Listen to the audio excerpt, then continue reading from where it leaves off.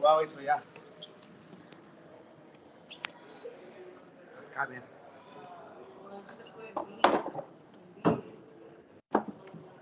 No sé. Ignorancia también. Por ejemplo, una paciente, una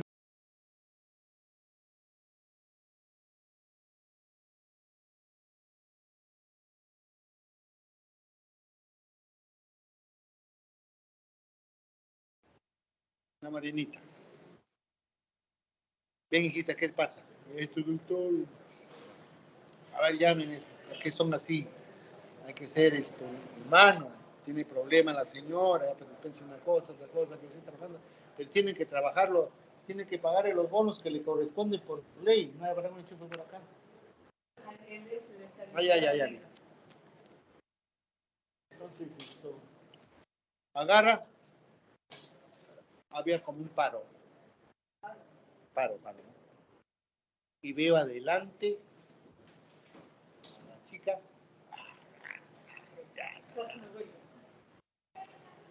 No solamente eso, sino dentro de las consignas que vi, calmen al director, calmen al director. Pucha, que agarro yo, le llamo, pues le digo, hijita, a ver, ven, mira esto, mira. A un ratito, ¿eh?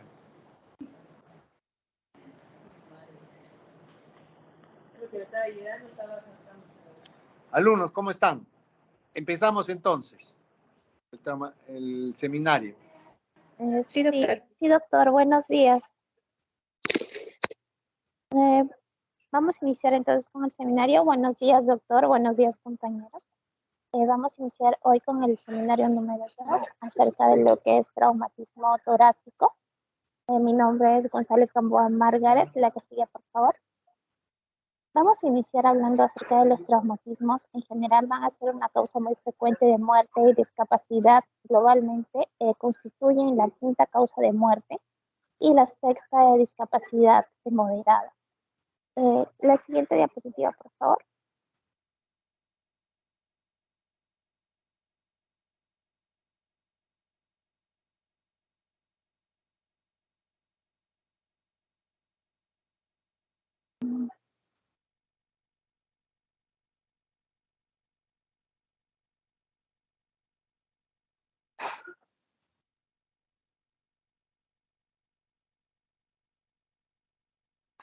Entonces, indicamos también que el traumatismo de tórax, como definición, va a ser cualquier traumatismo que va a incluir la región de pulmones, caja torácica, así también como sería la zona de corazón, grandes vasos y el resto de estructuras moderadas. Entonces lo vamos a definir como una agresión traumática sobre la pared torácica.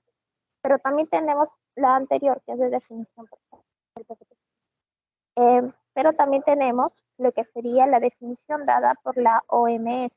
En cuanto a la definición dada por la OMS, vamos a ver que ellos indican dentro de sus definiciones como una lesión corporal a nivel orgánico intencional o no, resultante de una exposición aguda infligida a cantidades de energías que sobrepasan el umbral de tolerancia fisiológica. Ahora sí, en la segunda diapositiva vamos a hablar acerca de la epidemiología. En cuanto a la epidemiología, pues vamos a saber que un 25% de muertes se van a atribuir a lo que sería trauma de tórax. Son datos estadísticos de Perú, los cuales han sido extraídos de un simposio de la Sociedad Peruana de Cirugía de Tórax y Cardiovascular de septiembre del 2022, en los cuales también nos indican que por muerte inmediata son ocasionadas por lesiones de la pared cardíaca o por ruptura de la aorta, y que también pues hay muertes tempranas que son entre los 30 y 3 horas, que van a ser pues secundarias a lo que sería neumotorax, tensión, taponamiento cardíaco, hemorragia exsanguinante y obstrucción de la vía aérea. Y estas muertes indican que son prevenibles con una atención y un manejo rápido o un manejo adecuado temprano. Menor del 10% de los pacientes con trauma cerrado del tórax y el 15% al 30% de pacientes con trauma penetrante van a requerir de intervención quirúrgica. La siguiente, por favor. En cuanto a lo que hablaríamos acerca de la etiología, vamos a ver que la etiología del trauma torácico a nivel mundial Por las causas, vamos a ver que un 50% va a ser por arma de fuego, un 35% por armas cortopunzantes y un 15% por trauma cerrado. Pero en Perú estas estadísticas son diferentes, ya que en Perú vamos a ver que un 80% va a ser causado por accidentes automovilísticos y solo un 20% por lo que serían pues armas de fuego. En cuanto a los accidentes automovilísticos, indican pues que estarían configurados en su mayoría por lo que serían traumas torácicos cerrados y obviamente las heridas por arma de fuego en traumas torácicos abiertos. La que sigue, por favor. En cuanto a la fisiopatología del trauma torácico, en la primera imagen podemos evidenciar cuáles serían las estructuras que ya sea que van a causar traumas torácicos cerrados por accidentes automovilísticos o traumas torácicos abiertos. Pero ¿qué es lo que se podría lesionar o dañar en estos traumatismos torácicos? Pues vemos que estaría lo que sería el esófago, la aorta, el corazón, el pericardio, los pulmones, la pleura, el esternón y también las parrillas costales. Ahora, vamos a ver que al momento de que se produce un trauma torácico, se van a ver afectados pues, los órganos de la caja torácica, pero también podría conllevar a daños en cuanto a pared abdominal, ya que el hígado y el vaso también podrían sufrir daño. Pasándonos en cuanto a lo que sería un trauma torácico y en la fisiología de la respiración, nosotros sabemos que al momento de la inspiración pues va a aumentar el volumen pulmonar y va a descender la presión, la hidropresión torácica. Y lo contrario sucede al momento de la expiración. Entonces, en este mecanismo van a intervenir tanto los músculos, la parte ósea, lo que sería el diafragma, pero cuando hay trauma, vamos a ver que va a haber un acúmulo, ya sea de sangre y o aire, y lo cual va a producir pues un desbalance de este mecanismo. Y esto también sucede al momento del trauma torácico que nos puede llevar a un trauma cardíaco, en donde también se puede romper pues una cavidad del corazón y se acumula sangre a nivel de pericardio. Y esto lo que va a producir es un colapso de las cavidades derechas y por ende una disminución a nivel de lo que sería el débito pulmonar y el débito sistémico, lo que nos va a llevar pues a la siguiente diapositiva, por favor, a lo que sería pues la hipoxia, la hipercapnia y la acidosis. En cuanto a lo que serían estos tres, que podrían indicar el traumatismo, lo que nos va a llevar a estas tres complicaciones del trauma torácico, pues vamos a explicarlo rápidamente. El traumatismo de tórax va a causar pues la hipoxia tisular y la acidosis con hipercapnia, y la hipoxia tisular va a ser consecuencia pues de lo que sería el inadecuado suministro de oxígeno a los tejidos causado por la hipovolemia. Y los cambios en la ventiloperfusión pulmonar van a resultar pues a través de o consecuencia de lo que sería la contusión, el hematoma o también el colapso alveolar, así como cambios en la presión intratorácica por causas como neumotórax o hemotórax. Y todo esto va a conllevar a una acidosis respiratoria que va a ser causado pues por una disminución en la ventilación y lo que va a llevar como resultado a una depresión del nivel de conciencia. En estados más avanzados y sin tratamiento, se instala ya en el paciente lo que sería la acidosis metabólica causada por la hipoperfusión tisular y por ende esto nos llevaría al shock del paciente y si no es tratado, pues nos llevaría a la muerte del paciente. Dentro de lo que... La próxima, por favor, la próxima diapositiva.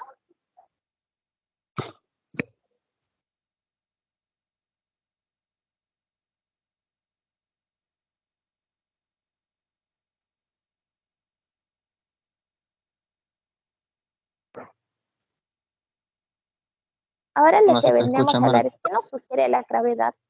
Sí, gracias. Ahora lo que nos indicaría es qué nos sugiere la gravedad del trauma de tórax. Ahí podríamos indicar, por ejemplo, el impacto de alta energía, como una caída mayor de 6 metros, el impacto de alta velocidad, pasajeros despedidos de vehículos o el atropello. Y también la evidencia de lesiones graves, como lesiones penetrantes, 2 o más fracturas de huesos largos, quemaduras mayores al 15%, ya que ellas van a impedir, por ejemplo, a nivel torácico la ampliación para llegar a una adecuada ventilación, y lo que sería pues un tórax inestable. Va a continuar ahora mi compañera Mávila. Gracias. Bueno, continuando con lo que es la posición, vamos a presentar lo que son las emergencias en el caso de traumatismo de tórax. Para lo que es la evaluación, donde se va a determinar este tipo de patologías, por ejemplo, en una evaluación primaria vamos a tener que es de riesgo inminente, tenemos lo que es la obstrucción de la vía aérea, neumotórax de atención, neumotórax abierto, hemotórax masivo, tórax inestable y taponamiento cardíaco.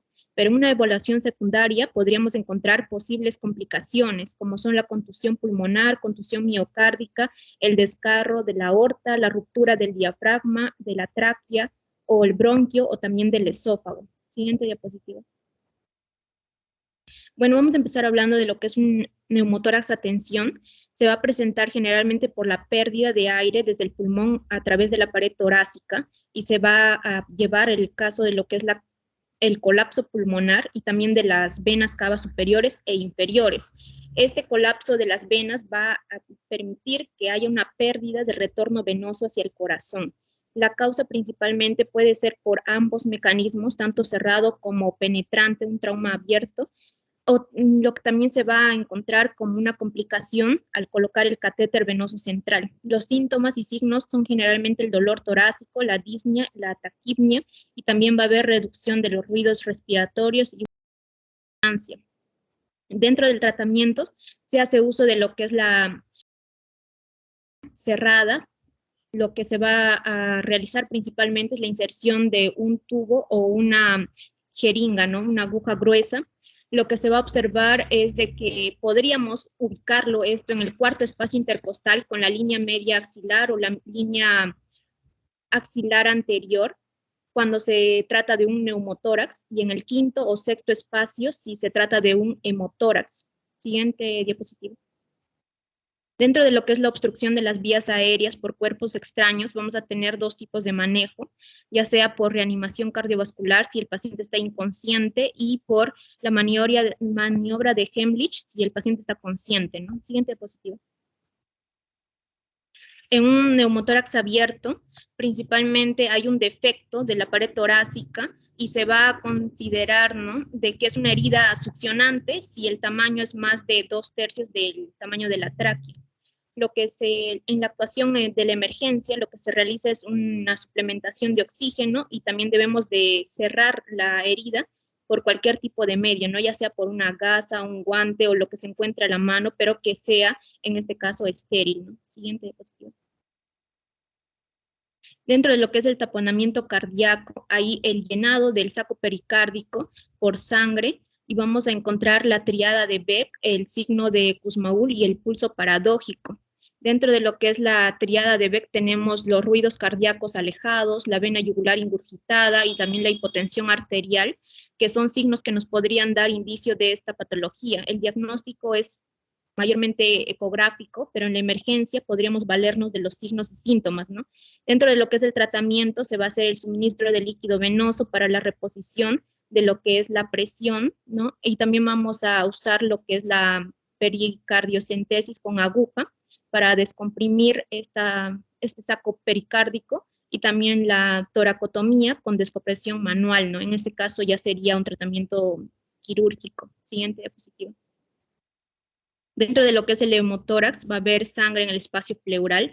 Se considera masivo y de actuación dentro de lo que es la emergencia cuando hay una pérdida de más de 1.500 centímetros cúbicos de sangre dentro de lo que es la cavidad torácica. Los signos y síntomas son generalmente la hipovolemia y la hipotensión y la matidez. También una disminución de lo que es el murmullo vesicular. El tratamiento es la colocación de un tubo de tórax o una toracotomía abierta también, si en caso supera los 1.500 centímetros cúbicos en una revisión inicial, y el drenaje continuo es de 200 centímetros cúbicos por hora, o una descompensación o un hemotórax mayor a 50%. En esos casos se hace una toracotomía abierta, ¿no? Siguiente diapositiva. Un tórax inestable es por la presencia de 2 o más costillas fracturadas. y se va a observar que son de dos tipos, anterior y lateral, ¿no? Y los signos son generalmente los movimientos respiratorios anormales, los crépitos y el dolor. El tratamiento es por oxigenación y intubación. En este caso, en el ATLS se considera que debemos de colocar anestesia, intubar y realizar lo que es una ventilación con presión positiva, ¿no? Siguiente diapositiva. Dentro de lo que es la contusión pulmonar hay daño de parénquima, pero en este caso no hay laceración de lo que es la pleura. Los signos y síntomas son la disnea, la taquipnea, la equimosis local y también hay una hipoxemia gradiente, ¿no? El tratamiento es por intubación traqueal. Siguiente diapositiva. La contusión miocárdica, hay una lesión contusa en el tórax por un trauma, en este caso de tipo cerrado. Los signos son la taquicardia, la arritmia cardíaca y los defectos de la conducción. En el caso del tratamiento se hace un suministro de oxígeno, se repone lo que es los líquidos y se usa inotrópicos y la analgesia, ¿no? Siguiente diapositiva. Dentro de lo que es la ruptura de tráquea, que es muy poco frecuente y es la causa de que sea muy difícil de diagnosticar, ¿no? El signo y síntomas son la hemoptisis, el enfisema subcutáneo o signos de Hammond, y también se va a encontrar de que está asociado, en este caso, a la fuga de aire persistente con un neumotórax, podríamos estar frente a esta patología, ¿no? Si se presentan los dos juntos, y es por un largo periodo, ¿no? Como menciono, persistente. En este caso, el diagnóstico es generalmente por broncoscopía. El tratamiento es inicial, es la colocación de un tubo endotraqueal. El balón debe ir distal a la apertura, ¿no? Pero generalmente es una patología muy rara y no se llega a diagnosticar en forma inicial en la emergencia. Siguiente diapositiva. La ruptura de esófago también es rara. Se va a presentar, en este caso, como se muestra en la imagen, ¿no? Va a ser secundario a un neumotórax o hemotórax, también va a haber drenaje con tubo si se encuentra contenido gástrico, ¿no? Y vamos a encontrar que en el diagnóstico se va a hacer esa esofagoscopía y la reparación tiene que ser de forma quirúrgica, ¿no? Siguiente diapositiva. La ruptura del diafragma, en este caso el diagnóstico podríamos hacerlo con los rayos X, pero no es no es un patrón que se podría encontrar como está en la imagen cuando es la emergencia, ¿no? En una emergencia se va a desgarrar el diafragma, pero también podría haber eventración de los órganos abdominales hacia una zona, en la zona lacerada, ¿no? Lesionada. Pero en este caso, en una radiografía inicial, tal vez no podríamos encontrar lo que se encuentra ahí en la imagen, pero el diagnóstico se va a realizar posterior a los exámenes ya o al tener estable el paciente, ¿no? En este caso son pruebas de imagen posterior, cuando ya se encuentra, en este caso, los signos que podrían ser la disminución del murmullo vesicular o compromiso respiratorio, pero va a ser el tratamiento, la reparación quirúrgica, ¿no? Siguiente diapositiva.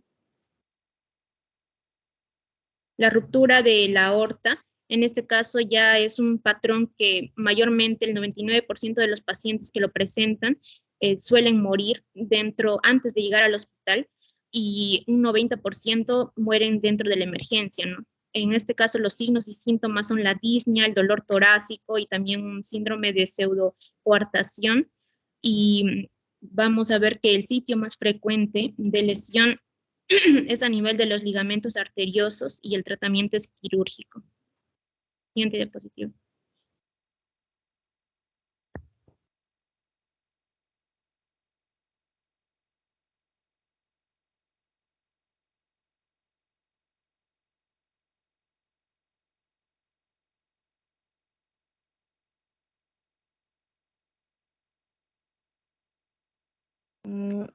Ahora hablaremos sobre lo que sería específicamente el trauma torácico cerrado. Siguiente diapositiva, por favor.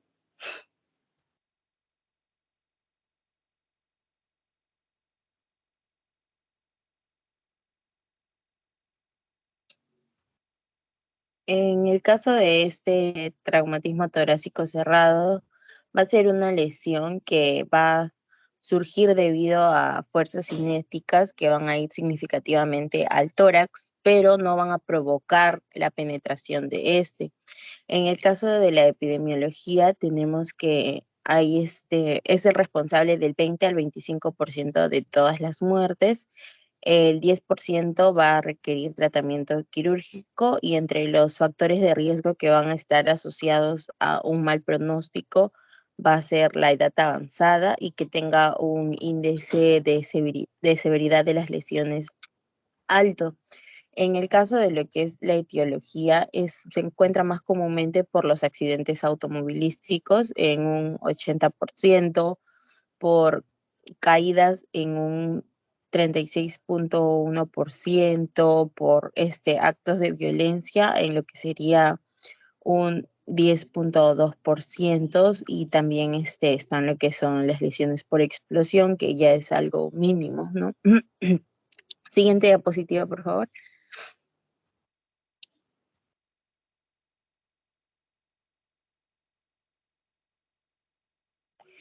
En el caso de las lesiones por traumatismo torácico cerrado, tenemos las clasificaciones. Uno va a ser por el mecanismo de lesión, donde vamos a ver que puede ser por una fuerza contundente directa, donde vamos a ver que va a haber un objeto que golpee lo que es la pared torácica, por aceleración o desaceleración, que van a ser lo que serían los cambios rápidos de energía. Un ejemplo podría ser, como se ve en la imagen, la desaceleración del elevador o cuando un automóvil se mueve, se detiene rápidamente, ¿no? También tenemos la fuerza de cizallamiento, donde se van a ver que hay fuerzas que empujan a diferentes partes del cuerpo en direcciones opuestas, ¿no? Y la fuerza de compresión, que se va a empujar el cuerpo y va a haber un aplastamiento, ¿no? Puede ser un ejemplo que un objeto pesado caiga sobre la persona y en el caso de explosiones sería en caso de una explosión que sea cercana y que vaya a haber transferencia de energía al tejido torácico, ¿no? Mientras que si lo clasificamos por el riesgo vital, vamos a tener a estas tres que van a ser rápidamente letales, potencialmente letales y no necesariamente letales, ¿no?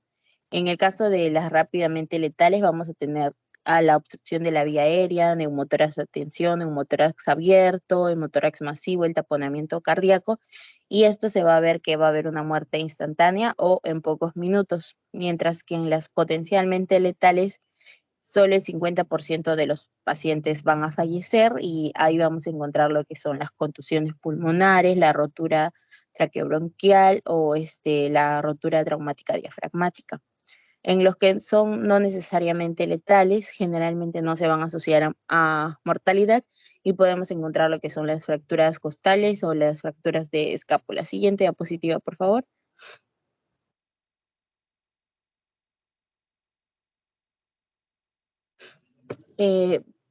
Para poder ver estas lesiones vamos a tener que tener una revisión primaria donde se va a usar lo que es el ABC de trauma, donde se va a evaluar lo que es la vía aérea, la respiración y la circulación, ¿no? En el caso de la vía aérea vamos a comprobar que no haya ningún cuerpo extraño que bloquee lo que es la vía aérea y evaluar si hubiera lesiones en la tráquea o sonidos respiratorios inusuales. En el caso de la respiración va a ser más que nada la inspección del tórax, ¿no? Evaluar el movimiento de la pared torácica y escuchar los sonidos respiratorios. Y en el circulación, más que nada lo que es... Siguiente diapositiva, por favor.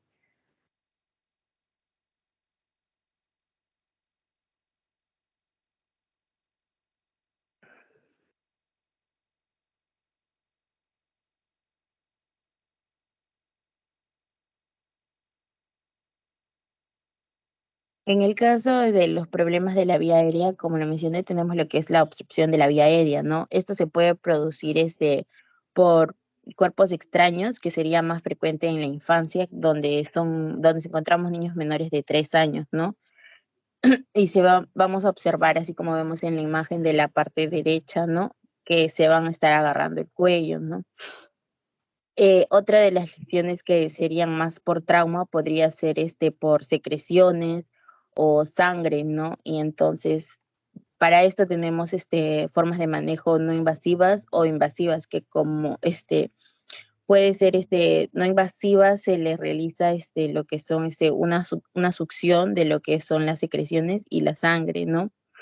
Y en el caso ya de las invasivas se le podría realizar lo que es una cricotirotomía, ¿no? Que va a consistir en la realización de un orificio en la vía aérea a nivel de lo que sería la membrana tricotiroidea, ¿no? Y este es considerado un procedimiento de emergencia y también se va a indicar cuando no es posible una intubación de emergencia, ¿no? Y como también tenemos lo que son las medidas prehospitalarias, ¿no? Se va a corregir lo que es la posición de la cabeza y cuello y se va a tratar de intubar lo que es la tráquea, ¿no? Y en el caso de la obstrucción de las vías aéreas inferiores, más que nada tiene el transporte inmediato, ¿no? Siguiente diapositiva, por favor.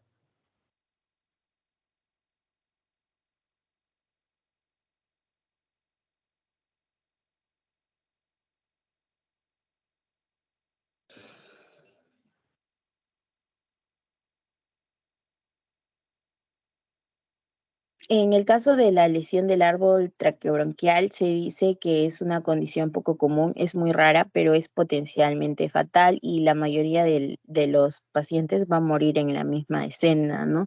Por ello se dice que tiene un índice alto de mortalidad. Su ubicación mayormente va a ser menos de 2,54 centímetros de lo que sería la carina y como este mecanismo de lesión va a tener más que nada lo que es la desaceleración rápida o podría ser por una explosión, ¿no? En el caso de las características clínicas va a ser que van a haber obstrucción que va a causar lo que es el estridor y va a haber una disnea marcada. También se puede encontrar pacientes con hemoptisis y también puede ser debido a una falta de resolución de un neumotórax.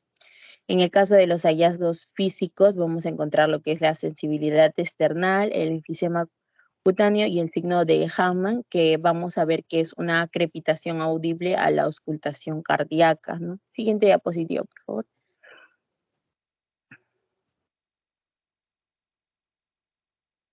En el caso de lo que sería el tratamiento, más que nada se va a usar lo que es la broncoscopía para que se pueda evaluar lo que es la extensión de la lesión y para poder realizar lo que es una reparación quirúrgica, ¿no? En el caso de la reparación quirúrgica se puede usar lo que es una toracotomía o una anastomosis término-terminal, ¿no? Y eso se ve en la parte derecha, ¿no? Que se ve que hay una resección del 50% de longitud de lo que sería la tráquea, ¿no?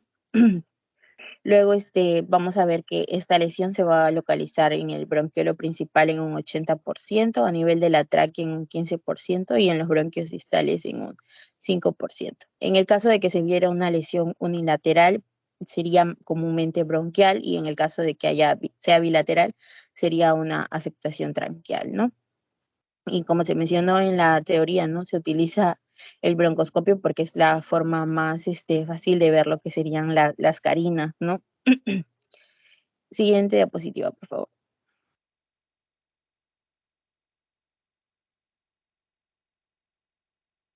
Bueno, continuando con la exposición, vamos a ver, ¿no?, acerca de los problemas respiratorios que puede ocasionar en un trauma cerrado, ¿no? Aquí vamos a evaluar primero las venas del cuello, la respiración. También hay que ver, ¿no?, los movimientos y si es que es simétrico, ¿no?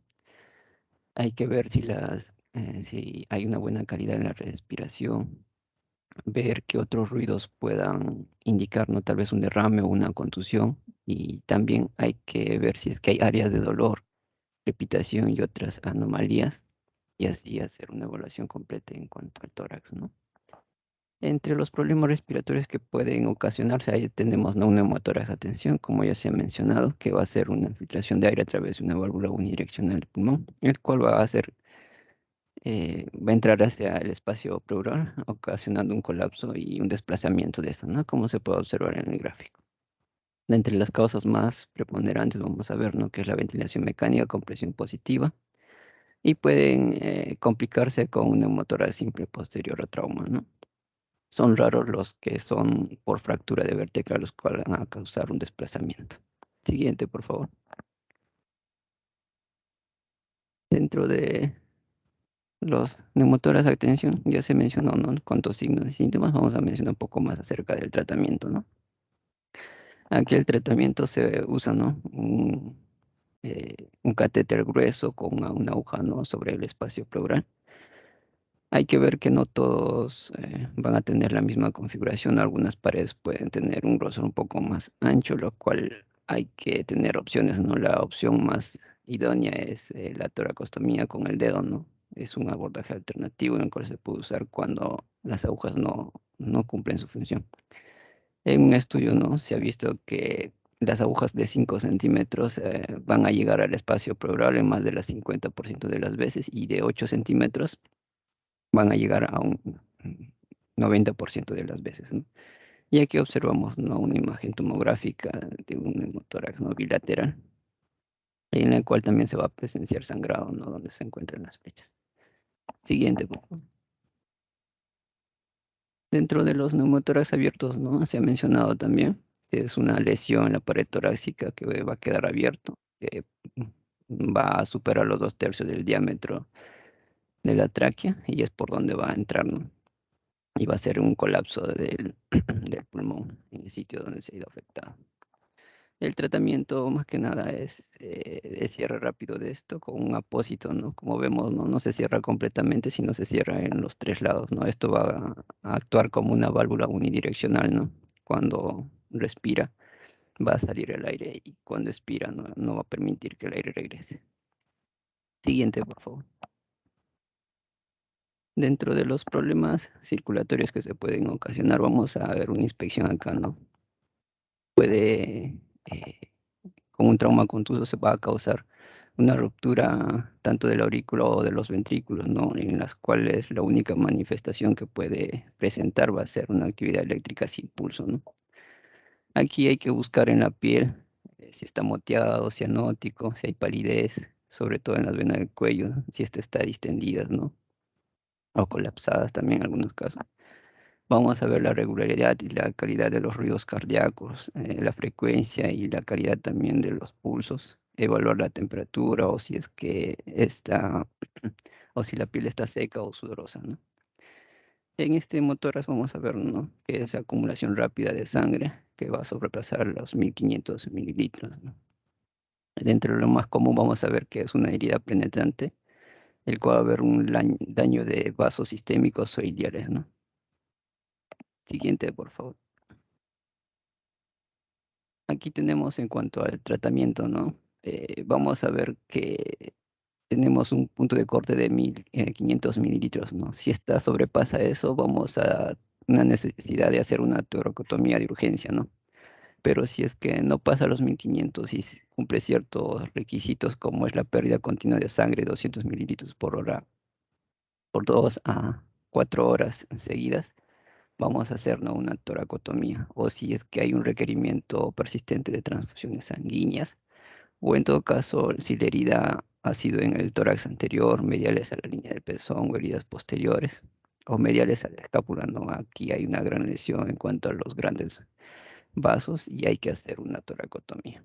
Un pequeño cuadro de diferenciación entre neumotórax hipertensivo y neumotórax masivo, ¿no? Para hacer una gran diferencia, ¿no? Como por ejemplo, no hay que mencionar entre cuanto los ruidos respiratorios en el motor masivo va a estar disminuido, en el neumotórax hipertensivo puede estar disminuido o ausentes, ¿no? En la posición traqueal podemos ver, ¿no? En el motor masivo en línea medial, y en el posición en el neumotórax hipertensivo va a estar en desviación contralateral, ¿no? Al lado opuesto donde está la lesión. Y entre cuanto a los movimientos torácicos, en el hemotórax masivo va a ser móvil, en cambio en el hemotórax hipertensivo podemos encontrarlo expandido y inmóvil. Siguiente, por favor. Bueno, también se ha hablado, ¿no? Sobre el taponamiento cardíaco, que va a ser la compresión por acumulación de líquido en el saco pericárdico, ¿no? Aquí lo importante es hacer una evaluación en cuanto a una ecografía focalizada en el FAS, que es uno de los métodos más precisos para evaluar, ¿no? El corazón y el pericardio. El tratamiento va a ser quirúrgico para, estos casos, ¿no? Como podría hacerse una toracotomía o esternotomía, ¿no?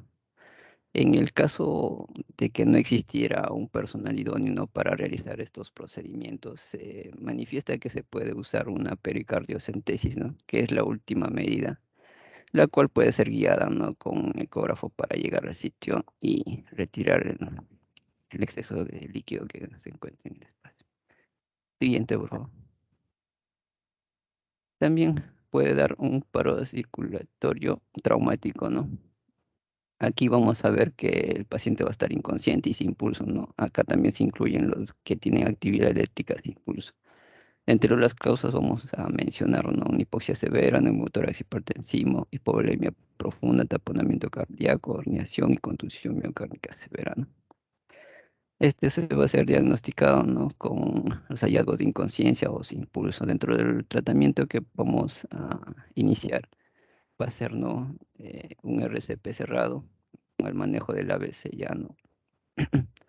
Hay que administrar oxígeno, una ventilación mecánica con 100% de oxígeno.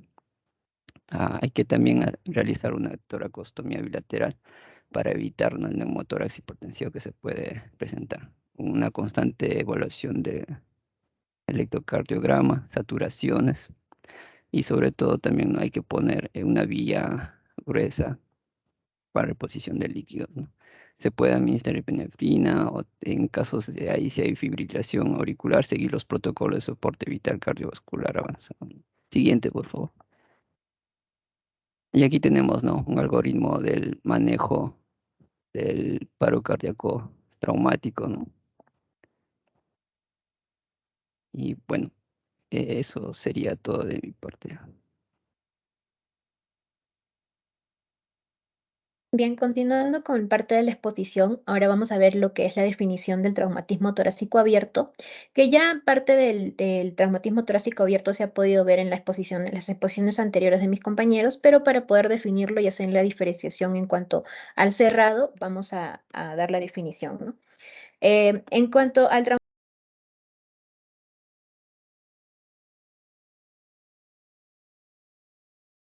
cervical, que generalmente se va a acompañar de laceración y contusión del pulmón subyacente. En cuanto al mecanismo, la frecuencia que se va a presentar va a ser de un 7 a 8%, y está producido generalmente por ya sea un arma de fuego o puede ser un arma blanca como un cuchillo o algo punzocortante, ¿no? Estos traumatismos abiertos deben ser transformados en cerrados mediante la compresión de gasas o compresas impregnadas en vaselina, ¿no?, que es la medida inmediata que se va a tomar en emergencia. Entonces, ya viendo parte de lo que es los traumatismos abiertos y cerrados, es importante considerar cuáles son las lesiones altamente letales en general, ¿no? Veamos que está tanto el neumotórax simple, el hemotórax, el tórax inestable, la contusión pulmonar, lesión cardíaca contuso cerrada, disrupción traumática de la aorta, lesión traumática del diafragma y la ruptura ya sea del esófago o contusa o cerrada. Bien, en cuanto al neumotórax simple, ya lo hemos visto, pero principalmente esto va a ser consecuencia de la entrada del aire al espacio virtual entre la pleura visceral y la pleura varietal. La causa va a ser comúnmente la laceración del pulmón con fuga de aire. Al examen físico, lo que tenemos que considerar es identificar si es que hay presencia de hematomas, laceraciones y contusiones. Y el diagnóstico lo vamos a ver a través de una radiografía de tórax. En cuanto a la causa, ya sea por mecanismo traumático, va a verse principalmente por una herida ya sea penetrante, donde vamos a ver fracturas de las costillas, o por causa iatrogénica, cuando hay de repente una cirugía de pulmón o presencia del catéter venoso central, que lo explicó ya anteriormente mi compañera, también cuando se realiza una toracocentesis o cuando hay ventilación mecánica o algunos procedimientos esofágicos. Acá podemos ver, ¿no?, la diferencia entre un neumotórax cerrado y un neumotórax abierto. En el caso del neumotórax abierto va a haber un intercambio del espacio de la pleura hacia el exterior y en cambio en el neumotórax cerrado va a ser solamente dentro de la cavidad torácica y va a haber el intercambio del espacio pleural hacia el pulmón. Aquí podemos ver, por ejemplo, en esta placa, la diferencia entre el espacio normal que hay en el espacio iliar con el neumotórax, que se ve acá en el espacio L, que vemos que ya el pulmón ha colapsado, ¿no? En cuanto al hemotórax, en cambio, es a causa de un derrame pleural sangre menos de 1500 mililitros en la cavidad pleural. Y la causa va a ser por una laceración del pulmón, de grandes vasos, ya sea por lesión del parénquima pulmonar, lesión arterial o de causa iatrogénica. En cuanto al diagnóstico, vamos a considerar la radiografía de tórax en posición supina y vamos a observar una pequeña cantidad de sangre como una opacidad homogénea en el lado afectado. Bien, acá por ejemplo, creo que no se puede, ya. Acá, por ejemplo, vamos a ver una imagen donde vamos a observar el hemotórax, ¿no? En la radiografía. El tratamiento principalmente va a ser por colocación de un tubo de tórax, que ya lo explicaron también, y es importante considerar aquí cuando hay hemotórax masivo, cuando ya hay presencia de más de 1500 mililitros de sangre, ahí debemos considerar la intervención quirúrgica y solamente se realiza exploración quirúrgica cuando es la cantidad mayor de 200 mililitros por hora por 2 a 4 horas. Y es importante en el hemotórax considerar el estado hemodinámico del paciente.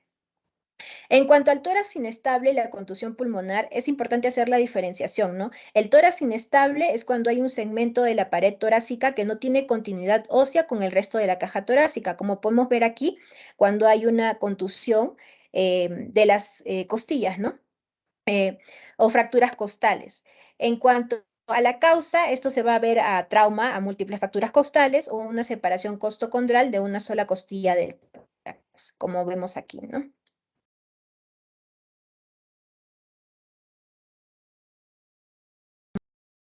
Y el tratamiento en un inicio va a ser la administración de oxígeno humidificado, la ventilación adecuada, reanimación con líquidos y en el caso de pacientes con hipoxia significativa se puede requerir una intubación o ventilación dentro de la primera hora después de la lesión.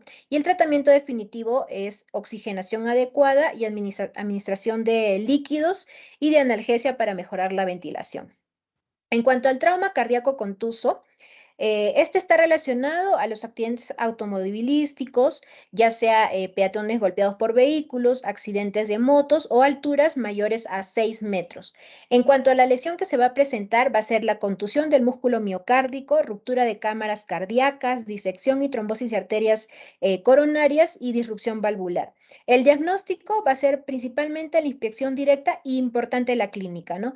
Lo que vamos a ver en el paciente es la hipotensión, las arritmias, anomalías en el movimiento de la pared en una ecocardiografía bidimensional y los cambios electrocardiográficos que son bastante característicos, ¿no? Como por ejemplo en el electrocardiograma vamos a ver contracciones ventriculares prematuras múltiples, taquicardia sinusal sin causa aparente, vamos a ver también fibrilación atrial o bloqueos de la rama y cambios en el segmento ST. Lo que podemos considerar en el trauma cardíaco penetrante es que el 0,1% son ingresos por esta causa. Este es altamente letal ya que afecta directamente al miocardio. La mortalidad prehospitalaria va a ser de un 94%. Y acá es importante también cuáles son las estructuras más importantes que se van a dañar, ¿no? Por ejemplo, vemos que el ventrículo izquierdo en un 35% y el ventrículo derecho en un 25% son las estructuras que son más consideradas importantes, ¿no? También está el atrio derecho, entre otras, ¿no? Pero las más importantes son el ventrículo izquierdo y el derecho. En cuanto a las lesiones, ya sea por no balísticas, tenemos un trayecto predecible o las lesiones que causan disrupción tisular y las lesiones balísticas, los que van a causar un trayecto no predecible dependiendo de varios factores, ¿no? En cuanto a la clínica, lo que vamos a observar en el paciente, bueno, principalmente como son altamente letales, como ya lo vimos al inicio, van a ocasionar la muerte, ¿no? Y el shock hipovolémico o taponamiento cardíaco, ¿no? En cuanto a digamos, lo que van a generar contusión miocárdica o ruptura del miocardio, injuria pericárdica, también puede generar injuria de vasos comunes o complicaciones como, por ejemplo, el aneurisma ventricular o el cambio de fístula, la infección de la arteria coronaria o infecciones en el pericardio, ¿no? Como pericarditis. Eso sería todo con respecto a las lesiones letales, pero hay también algunas más importantes que las va a explicar mi compañera. Muchas gracias. Buenos días, doctor. Buenos días, compañeros. Bueno, pues será explicar lo que vendría a ser ruptura traumática de aorta, ¿no? Eh, Esta es una causa común de muerte súbdita después de lo que vendría a ser una colisión vehicular o caídas de grandes alturas. Los que llegan a ser sobrevivientes de estas lesiones, pues suelen recuperarse si esta ruptura se identifica y se trata de forma inmediata. Es por esto que necesitamos un tratamiento precoz. Y aquellos con una mejor probabilidad de supervivencia, pues lo que tienden a tener es una laceración incompleta, ¿no? Y la continuidad pues se mantiene por una capa, creando un hematoma que evita la exsanguinación inmediata y la muerte. Los signos y síntomas principales que el paciente va a presentar al momento va a ser dolor torácico, déficit del pulso del miembro superior, un soplo sistólico en la región precordial, ronquera y alteración del flujo sanguíneo y una disminución del pulso arterial en lo que vendrían a ser los miembros inferiores. Siguiente diapositiva, por favor. Bueno, vamos a tener signos radiológicos que van a poder identificar específicamente la ruptura traumática de aorta, ¿no? Aunque en algunos casos suelen estar ausentes. Los principales son el ensanchamiento del mediastino, la fractura de la primera o de la segunda costilla, la obliteración del botón aórtico, la desviación de la tráquea o el esófago a la derecha, cosas que podemos identificar en la imagen que se encuentran ahí a la derecha de una radiografía. También se puede identificar una obstrucción pleural o apical y un hemotórax, neumotórax o una contusión pulmonar, ¿no? Es importante recalcar que en lo que vendría a ser la desviación del esófago o de la tráquea, pues también va a incluir lo que vendría a ser la zona nasogástrica, ¿no? Que se va a mover hacia la derecha. También hay otros métodos que pueden ser utilizados, como la tomografía helicoidal de tórax con contraste, una ortografía y una ecocardiografía transesofágica, ¿no? En algunos casos, pues, como el tratamiento debe ser precoz, nos indica la tomografía, ¿no? Siguiente diapositiva, por favor.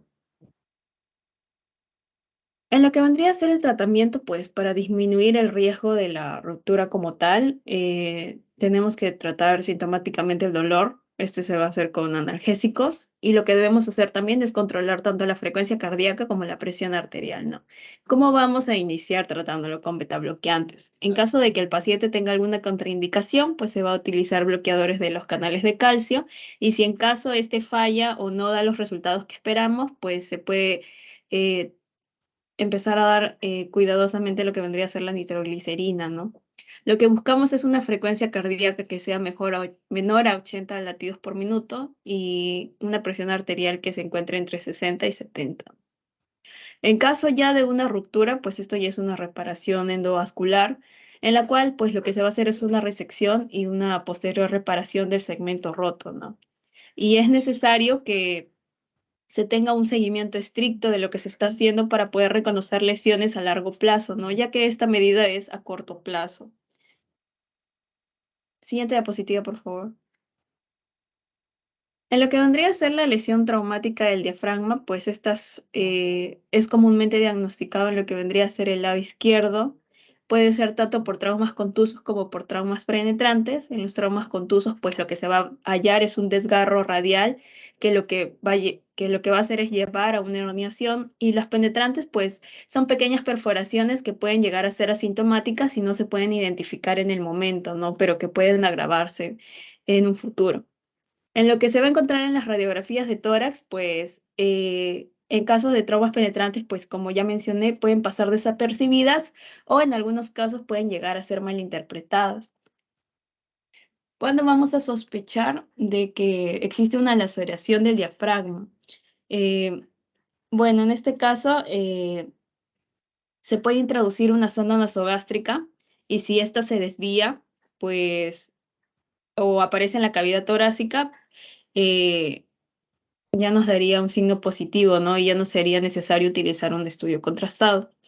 También existen las otras formas de diagnóstico, como el estudio contrastado de gastrointestinal alto, presencia de líquido en el lavado peritoneal, en lo que vendría a ser el tubo de tórax, y también procedimientos endoscópicos, ¿no?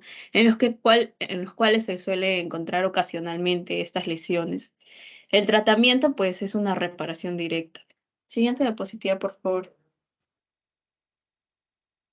Bueno, lo que vendría a ser una ruptura esofágica contusa, el mecanismo de lesión generalmente siempre va a ser, es muy común que sea penetrante, pero también, aunque suele ser raro. En este caso, pues como el título dice, vamos a hablar de la contusa.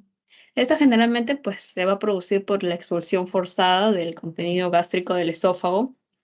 Generalmente este se va a dar por un golpe severo en el abdomen superior y puede ser letal si no es reconocido a tiempo, ¿no? El cuadro clínico que va a presentar el paciente pues es un neumotórax o un neumotórax izquierdo, dolor o shot y aire en el mediastino, ¿no? En algunos casos se pueden encontrar partículas del material intestinal cuando drenamos el tubo de tórax. El diagnóstico puede ser mediante radiografía de tórax y abdomen, también estudio de contraste o una endoscopía alta. Y el tratamiento, pues con una reparación directa de la lesión, ¿no? Estas reparaciones deben ser prontas para poder mejorar el pronóstico del paciente. Siguiente diapositiva, por favor. Bueno, existen otras manifestaciones de lesiones torácicas que el equipo de trauma debe buscar, ¿no? Estas van a incluir el enfisema subcutáneo, la lesión por aplastamiento, pero en este caso nos vamos a centrar más en lo que vendrían a ser las fracturas de costilla, esternón y escápula. Bueno, empecemos con las fracturas de costilla. Estas suelen ser frecuentes y el dolor, pues lo que va a hacer es causar una limitación del movimiento, ¿no? El paciente se va a quejar de eso. También va a haber un aumento de incidencia de atelectasias y neumonías en lo que vendrían a ser pacientes con enfermedades pulmonares como antecedente, ¿no? También existen, es importante reconocer qué daños se van a dar, depende de la fractura de cada costilla. Ya sea de la primera o de la segunda, pues lo que se va a dar es un daño aórtico, subclavio o cardíaco, mientras que de las costillas 4 a la 9, pues los efectos van a ser de los traumas cerrados, ¿no? Una fuerza directa que va a tender a fracturarlas. Y de la 10ª a la 12ª, pues van a presentarse lesiones esplénicas o abdominales. En lo que vendrían a ser los pacientes jóvenes, existe menos probabilidad de que estas fracturas de costillas tiendan a una mayor morbilidad. Un momento, por favor. Bueno, y en pacientes adultos mayores siempre se debe considerar lo que vendría a ser la osteopenia, ¿no? También el método de diagnóstico principal para esto va a ser una radiografía de tórax o una tomografía y el tratamiento principalmente va a ser asintomático, ¿no? Un alivio del dolor. Mediante analgésicos, bloqueo intercostal o anestesia epidural, ¿no? Los cuales van a ser efectivos y deben ser necesarios para el paciente. Siguiente diapositiva, por favor. Bueno, en lo que vendrían a ser las fracturas del esternón, estas suelen ser raras, del 8%, y se relacionan a traumatismos con una gran liberación de energía, ¿no? La contusión pulmonar pues suele ser un mecanismo muy asociado a estas fracturas y el diagnóstico va a ser igual, mediante radiografía de tórax o tomografías. El tratamiento puede ser tanto conservador como quirúrgico.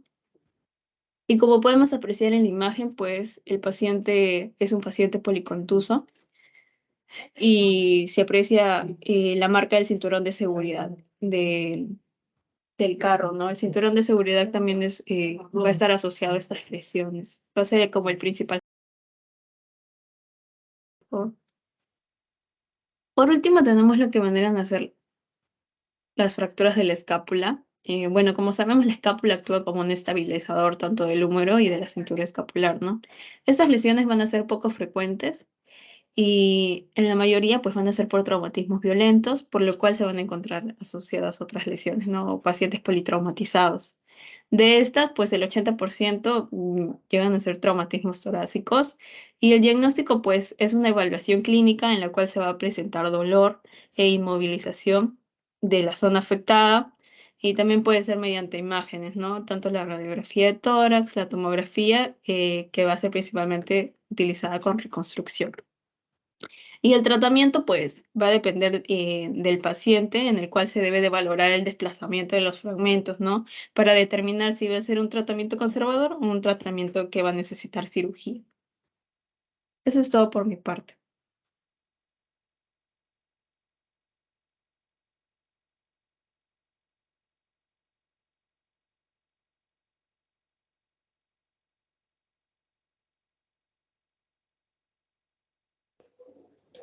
Ok, buenos días con todos. Vamos a continuar con esta última parte, este último tema de la exposición en relación a lo que es el síndrome de distrés respiratorio agudo tras un trauma torácico. Hasta ahora nosotros hemos estado pues revisando qué es lo que puede ocurrir, ¿no? Tanto de lesiones de traumatismo cerrado, traumatismo abierto, como nos han mostrado nuestros compañeros. Sin embargo, ahora vamos a ver que producto de estos traumatismos se pueden alterar funciones, ¿no? Sobre todo las funciones en relación a los pulmones, que es, por ejemplo, lo relacionado al intercambio gaseoso, ¿no? Y eso nos va a traer muchas complicaciones. Entonces, podríamos, como punto inicial, decir que el síndrome de distrés respiratorio va a ser esta parte, digamos, consecuencia de lo que nos han mostrado nuestros compañeros, ¿no? Siguiente diapositiva.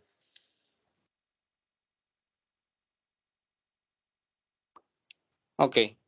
Les traje la definición de lo que es el síndrome de dificultad respiratoria aguda, que de forma general, o sea, de forma general va a ser un síndrome clínico, va caracterizado por una insuficiencia respiratoria, porque esto es un tipo de insuficiencia respiratoria, ¿no? Secundaria, sobre todo a veces a un edema, y ello va a derivar en hipoxemia, infiltrados pulmonares bilaterales, que no pueden explicarse por otras causas, como por ejemplo insuficiencia cardíaca.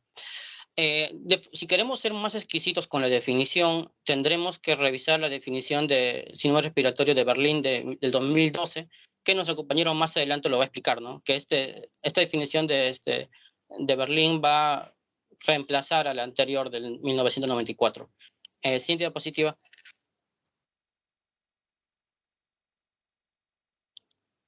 Ok, entonces vamos a, digamos, hacer match entre esos dos temas, el trauma torácico, síndrome de distrés respiratorio agudo, como por ejemplo que los pacientes que tienen lesiones torácicas, sobre todo, digamos, las de tipo mayor grave, van a tener un alto riesgo de síndrome de distrés respiratorio. Y epidemiológicamente se describen un 10 a un 25% aproximadamente. Pero por otro lado, los pacientes que presentan síndrome de estrés respiratorio, el 5% de ellos se debe posiblemente a traumatismos, ¿no? La mortalidad por esto es bien la literatura reportaba bases desde 20% hasta 80%, ¿no? Según la gravedad de las lesiones.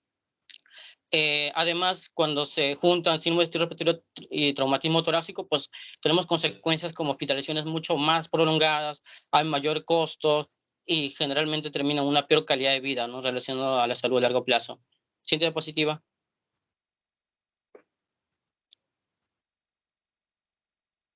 Ok.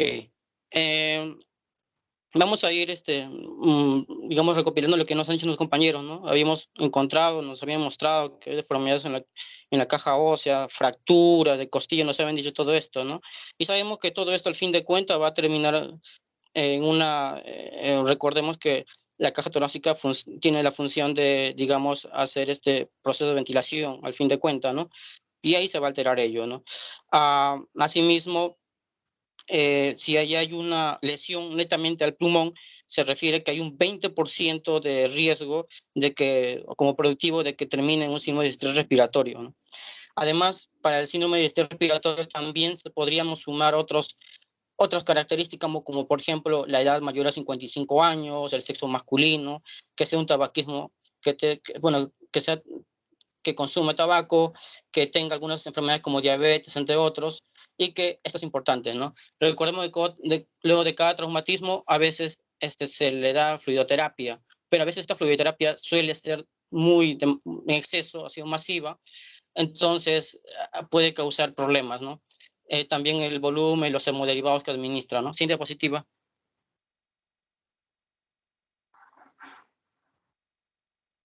Ok. Acá les traje una tabla. De forma general mencionamos que el síndrome de dificultad respiratoria tiene como más de 60 etiologías, ¿no? Sin embargo, o sea, no solamente, digamos, un trauma torácico te puede provocar, pero Claro, uno de los que nos importarían, pues es un trauma severo, fracturas múltiples a nivel del tórax, pues nos podría dar. No, una contusión pulmonar, como nos han dicho nuestros compañeros, también nos podría dar. Pero también hay, digamos, causas, digamos, de tipo indirectas, ¿no? Porque recordemos que, por ejemplo, cuando tenemos un trauma severo, posiblemente más adelante por infecciones y nos causen sepsis, ¿no? Y estas sepsis también forman parte o podrían desarrollar un síndrome respiratorio. De igual forma, un traumatismo, digamos, abierto con una cantidad de sangre que uno pierde, volumen sanguíneo, nos podría llevar a lo que se llama una transfusiones, ¿no? Y a veces las transfusiones causan como daño, lesión pulmonar. Entonces, de esta manera también podríamos tener indirectamente un síndrome de estrés respiratorio. O si pensamos de otra forma, ¿no? Muchos de estos traumatismos van a requerir cirugía y a veces la cirugía torácica puede terminar también generando este problema, ¿no? Entonces, vemos ahí que muchos de las consecuencias directas e indirectas pueden llevarnos a desarrollar este síndrome de estrés respiratorio. Siguiente diapositiva.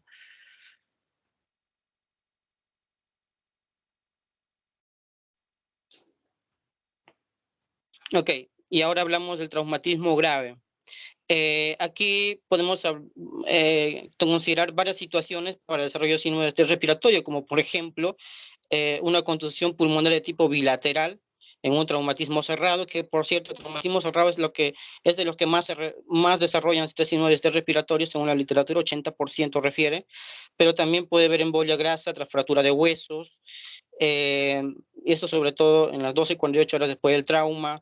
Sepsis, como le mencionaba, también se puede dar días después de un traumatismo, ¿no? Entre otros. Siguiente diapositiva.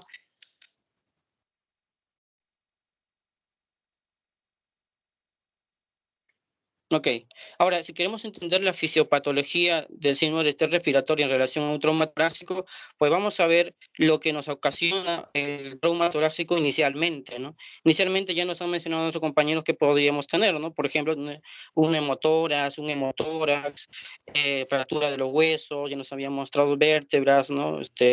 Las costillas, ¿no? Y la misma contusión pulmonar, ¿no? Por ejemplo, en relación a los daños en el diafragma y a los neumotórax y hemotórax, podemos al final terminar generando una telectasia, y esto esta telectasia va a generar, digamos, una presión, ¿no? O una retracción, digamos, de volumen pulmonar que va a terminar en un colapso alveolar, y este colapso alveolar puede darnos un shock pulmonar, ¿no? Y al fin de cuentas podríamos llegar a tener problemas tanto de hipoxemia y hipercapnia, ¿no? Porque no va a haber este intercambio que uno espera. Y por otro lado, una contusión pulmonar, podríamos haber daños a nivel de la permeabilidad, aumento de la permeabilidad alveolo-capilar, y que nos va a generar finalmente lo que sería un edema pulmonar, y el edema pulmonar sabemos que pues también nos podría dar un shock pulmonar, y de esa manera al final desarrollando también un ARS, ¿no? Al final, ¿no? Entonces puede haber varias formas que se produzcan, ¿no? Según el daño inicial, y un trauma torácico se puede dar todas estas, ¿no? Siguiente diapositiva. Ok. Aquí les muestro un gráfico, pero este gráfico es, digamos, anatomía patológica, donde intentan describir las etapas patológicas en relación del ARS, ¿no? Y clasificamos en dos, ¿no? Una etapa exudativa y una etapa proliferativa. En la etapa exudativa inicial vamos a tener la presentación de un edema, luego presentación de membranas hialinas, y ya para la etapa proliferativa tenemos la presencia de inflamación intersticial, y finalmente la fibrosis intersticial, que de todas maneras esto dificultará al final lo que es el intercambio, digamos, gaseoso y la relación, ¿no? Siguiente diapositiva.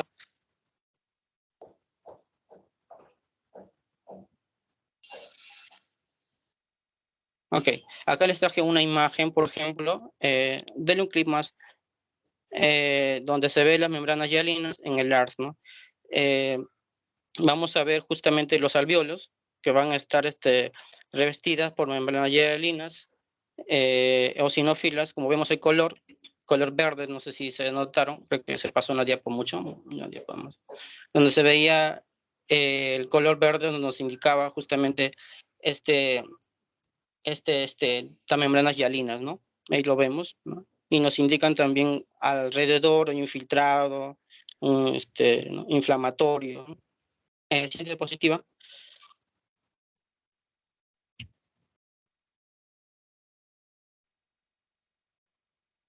Ok, y acá también vemos algo similar, ¿no? Siguiente diapositiva y se ve, mira, vamos a ver el remarcado del color verde, que también nos va a hablar de este conglomerado, ¿no? De, digamos, leucocitos y todo esto que genera el proceso inflamatorio, ¿no?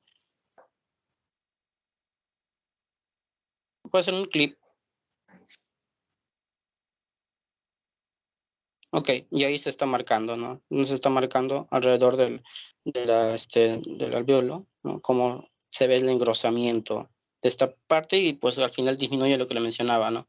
La relación entre superfusión disminuye. Siguiente diapositiva. Ok, entonces vamos a ver características clínicas que presentan ARDS. Primero, pues esto se sospecha cuando el paciente empieza a tener síntomas progresivos de disnea y se evalúa necesariamente a veces el requerimiento de oxígeno, infiltración alveolar, ¿no? Cuando vemos una imagen, vamos a ver justamente infiltración alveolar luego de 6 a 72 horas del evento desencadenante. En este caso, el evento desencadenante es el traumatismo torácico, ¿no? Y si ya vemos el historial y el examen físico, vamos a ver, constatar la disnea, la reducción de la saturación de oxígeno. Después vamos a ver taquipnea, taquicardia, crepitantes difusos, dificultad respiratoria, cianosis, diaforesis, incluso también dolor torácico, sibilancias, entre otros, ¿no? Y aquí el dolor torácico, que no lo menciona en la fisiopatología, es importante porque se refiere que el dolor torácico es uno de los, digamos, al fin de cuentas, predictores del desarrollo, ¿no?, del ARDS, porque la patología se refiere que cuando el paciente tiene dolor torácico y esto probablemente por fracturas o por lo que pueda tener, la posibilidad de hacer una respiración profunda es bien dificultosa. Y si no tienes una respiración adecuada, pues la oxigenación también va a ser mucho más complicada, ¿no? Por eso se menciona que los pacientes que se les trata con, por ejemplo, analgésico adecuado para evitar este dolor torácico, tienen mejor pronóstico, ¿no?, incluso para desarrollar. Luego tenemos otras características clínicas, como el laboratorio. Vamos a ver que no es específico realmente, pero podemos ver algunas características, tanto a nivel del hemograma, del PCR, ¿no?, entre otras, que nos podrían dar algunas ideas, ¿no? Luego tenemos las características en relación de imágenes. En relación de imágenes podemos donde podemos ver opacidades alveolares, difusas bilaterales, o de repente la tomografía. Bueno, también vamos a ver opacidades en parche, coalescentes, y sobre todo en espacio aéreo, que generalmente son más evidentes en zonas pulmonares dependientes. Ahora, la otra imagen.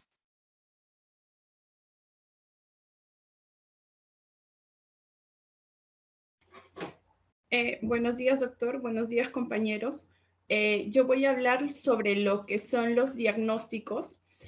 Bueno, tenemos que tener en cuenta dentro de los signos y síntomas principales que el paciente va a presentar es como disnea, dolor torácico, cianosis, y también puede presentar incluso hemoptosis. Estos criterios de diagnóstico. Dentro de estos criterios encontramos el principal es la resistencia oxigenatoria, ¿no? Esta resistencia nos va a dar un PAFI menor e igual a 300 milímetros de mercurio, ¿no?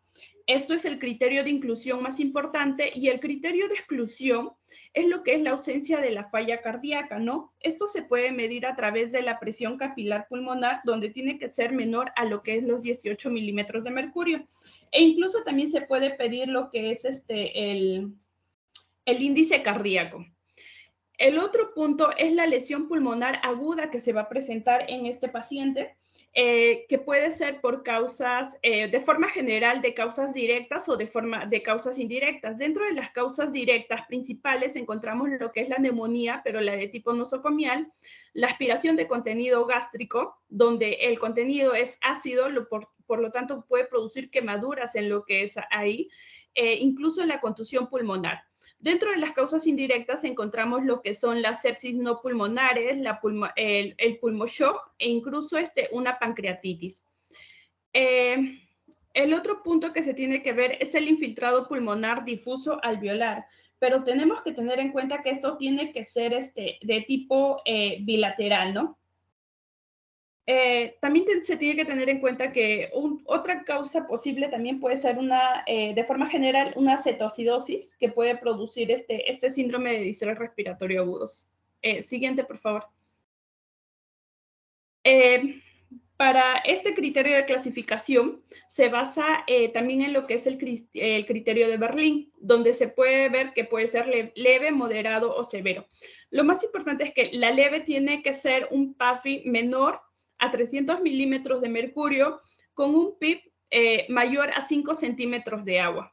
Mientras que en el caso moderado, el PAFI es menor a los 200 milímetros de mercurio con un PIB mayor también a 5 centímetros, y en el caso severo, el PAFI es menor a 100, tiene un PIB mayor a 5 centímetros de agua. Dentro de los casos leves tiene una baja mortalidad entre un 10%, mientras que en el caso severo tiene una tasa de mortalidad incluso de 80 a 90%. Siguiente, por favor. Ahora, dentro del manejo tenemos que tener en cuenta, primero que puede verse el suplemento de oxígeno que se tiene que dar, el manejo de fluidos, y dentro de lo más importante son las medidas auxiliares que se tiene que tomar. La posición prona, ¿qué es lo que nos va a permitir? Va a ser un cierto beneficio en forma de lo que son los síndromes de distrés respiratorio agudo de forma grave. También se tiene que tener en cuenta la ventilación, el consumo del oxígeno, el incremento del transporte de oxígeno, así como también la ventilación de alta frecuencia, pero esto no es beneficioso en adultos. Una monitorización hemodinámica y restricción de los fluidos. Los corticoides, aunque los resultados no son discordantes, ¿no? Sobre todo en lo que es la primera etapa de esta, ¿no? En la etapa del infiltrado de células inflamatorias. La extracción extracorpórea, así como la oxigenación extracorpórea. Siguiente, por favor. Siguiente. Dentro del síndrome de distrés respiratorio agudo, se tiene que tomar en cuenta lo que se tiene que hacer es la ventilación mecánica. Dentro de estas encontramos dos estrategias. La estrategia ventilatoria, donde se va a utilizar una ventilación mecánica no invasiva. Esta es de poca efectividad. La mayoría de casos requieren lo que es la ventilación mecánica invasiva. Y también son las medidas complementarias con tratamientos de rescate. Pero estas ventilaciones mecánicas inducidas va a producir ciertas lesiones, como la barotrauma, el volutrauma, la atelectrauma y el biotrauma. Eso es todo. Siguiente, gracias. Muy bien, continúen. Eso ya es toda la exposición, doctor. Muy bien. Bueno, han hecho magníficas exposiciones, les felicito. Sigan así siempre. Algo básico es que el síndrome de distrés respiratorio está pues muy en boga. Es algo que siempre en pacientes que puedan entrar en cualquier tipo de shock pueden al final llegar a este síndrome. Y es necesario que lo conozcan, que manejen para que den las indicaciones precisas cuando sea necesario.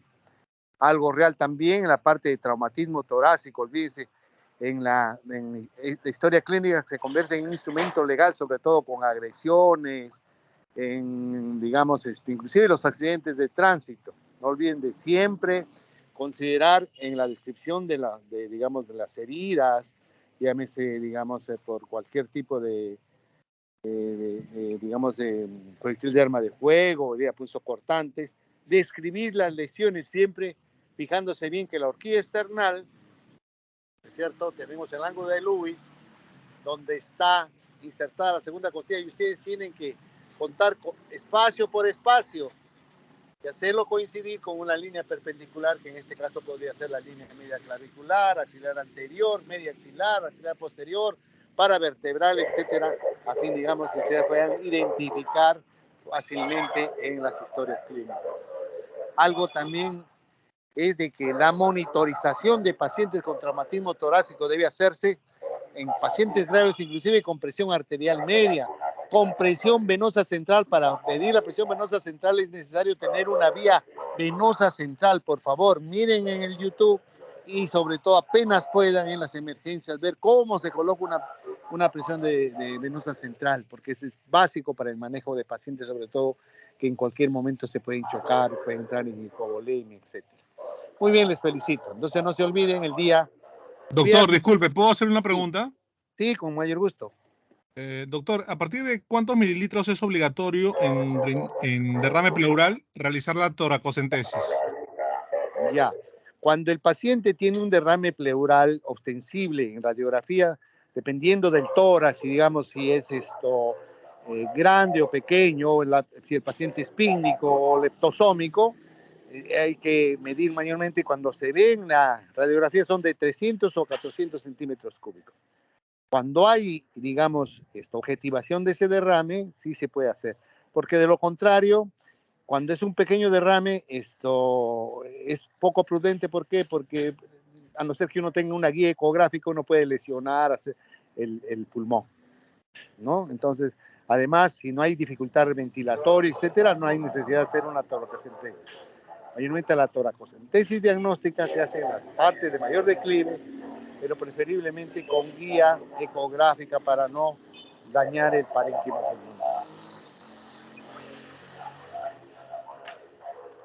Cuando uno hace la toracocentesis, uno puede obtener un líquido, digamos, amarillo citrino, digamos, sin indicios de infección o de sangrado, ¿no? Y dependiendo, si uno encuentra, ejemplo, pus, inmediatamente lo indicado ahí es hacer un drenaje torácico. O si encuentras, digamos, aire o hemotoras, también está indicado hacerle un drenaje torácico. Muy bien. ¿Alguna otra cosa más? Acordarse de las indicaciones también de toracotomía inmediata, ¿no? Sobre todo en motoras masivos, en objetivación de que hay daño de un bronquio importante, cuando hay pérdida de sustancia en la pared, cuando hay, digamos, indicios ecocardiográficos o clínicos de compromiso de, digamos, de corazón o pericardio, ¿no? Son indicaciones muy importantes para decidir inmediatamente una toracotomía exploradora de urgencia, de emergencia, perdón. ¿Alguna otra pregunta? Muy bien. Entonces nos vemos conmigo el día viernes. Va a estar programado el Teams 10 para las 12, dar su examen de 12 a 12 y media, y por favor mantienen sus cámaras prendidas a fin de que no invaliden el examen. Las cámaras prendidas